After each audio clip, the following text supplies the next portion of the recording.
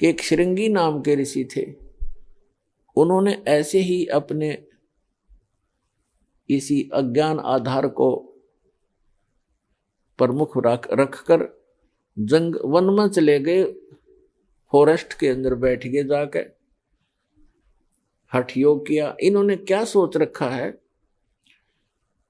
कि पहले अपनी इंद्रियों को काबू करें और ताकि ये भक्ति में फिर बाधक ना हो।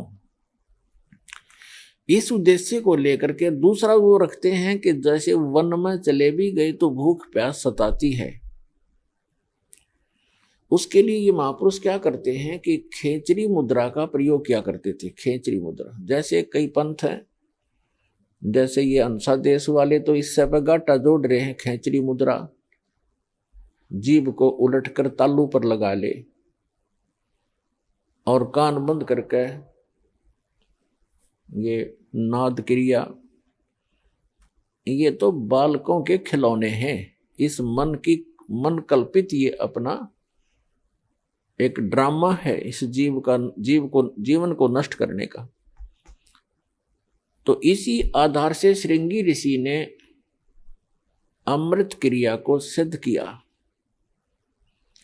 जैसा कि ये संत बताते हैं, ये तो इनको तो कख भी पता नहीं अमृत क्रिया क्या होती है।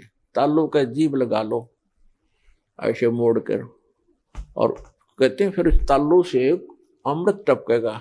ये तो लाल टपके हैं, अमृत थोड़ा टपकेगा इससे, बकवाद करें। ये एक ऐसी क्रिया है जैसे जीभा को वापस मोड़ेंगे और तालू के लगाने की हम चेष्टा करेंगे तो हमारी नाड़ियां कसती हैं जो जीभा से और मस्तिष्क से संबंधित है। हमारे इस शरीर के अंदर इस तालू के ऊपर, ये जो तालू है लटक रहा है हमारे, इसके ऊपर एक थोड़ा सा स्थान है, वो कम प्लेस है, और उसके अंदर एक अमृत भरा रहता है सदा। और वो अमृत वहां से सीधा चल के नीचे जाता है नाभि के पास, ऑटोमेटिक चल रहा है वो। और उसको एक कुंडलनी शक्ति है, कुंडलनी शक्ति बोल रहे हैं, नागिनी कहा संतों ने। उसकी 2 जिह्वा हैं सर्प जैसी, और वो उस अमृत को वो पीती रहती है, शरीर में नहीं जा पाता, वो चूस करके नष्ट कर देती है। उसके अंदर एक ऐसी क्रिया है। तो फिर क्या होता है, जब हम श्वास क्रिया को अभ्यास करते हैं श्वास का, और वो श्वास के साथ ऐसे खड़ी है, ऐसे उसका नाभि के जहां वो अमृत टपकता है ऊपर से जाकर नाभि के पास, उसका मुंह बिल्कुल उसके ऊपर है ऐसे। और जब हम श्वास क्रिया का अभ्यास करेंगे, उस श्वास क्रिया से उसका मुंह ऐसे नीचे को हो जाएगा, और फिर वो अमृत जो है पूरे शरीर में जाना शुरू हो जाएगा। श्वास क्रिया से तो उसका मुंह टेढ़ा होगा, ऐसे नहीं रहेगा ऊपर को, वो ऐसे मुड़ जाएगा नीचे को। जो ऐसे टपक रहा था अमृत, उसको वो खा रही थी, फिर वो ऐसे हो जाएगी, उस पे उसके मुंह पे नहीं जाएगा। ये तो श्वास क्रिया का लाभ मिलेगा। और फिर जो हम तालू पर जिह्वा लगाने की चेष्टा करते हैं, उससे क्या होगा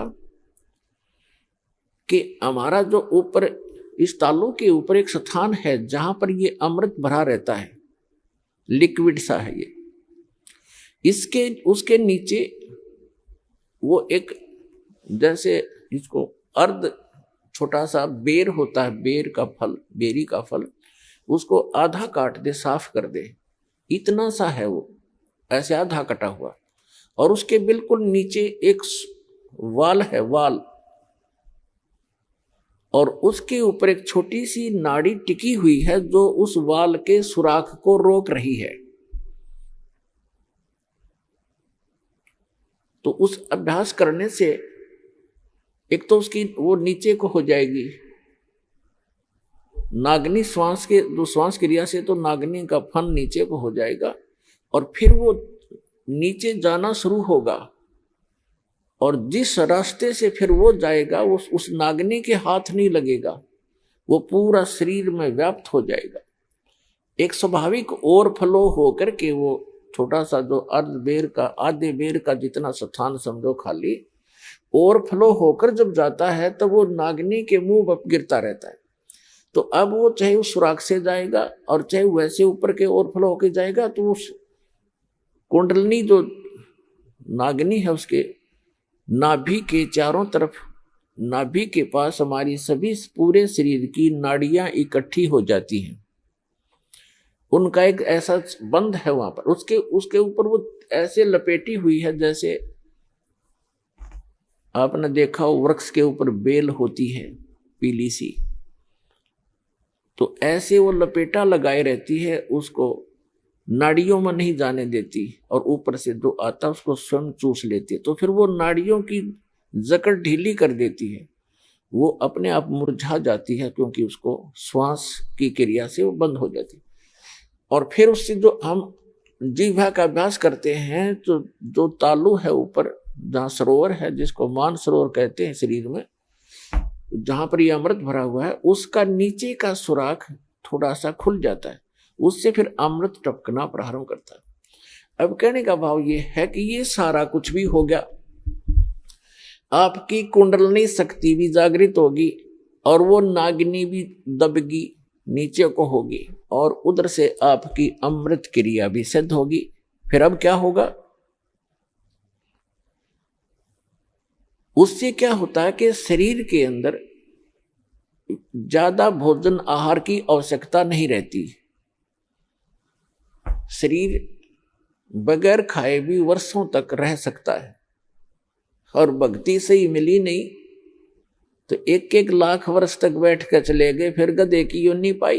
इन क्रियाओं से क्या लाभ हुआ? जैसे खेत संवार लिया, बा दिया, घास उसका अड़ंगा खत्म कर दिया और बीज बोया नहीं, बीज है नहीं, गेहूं के स्थान पर भांग बोली, यानी सतमंत्र न जाप करके अन्य मंत्रों का जाप कर दिया, वो भांग बो दी। तो भांग जीवन रक्षक नहीं है, जीवन नाशक है। तो अन्य मंत्रों से सिद्धियां आ गई इन ऋषि महर्षियों के पास, जो इनके जीवन की नाशक बन गई।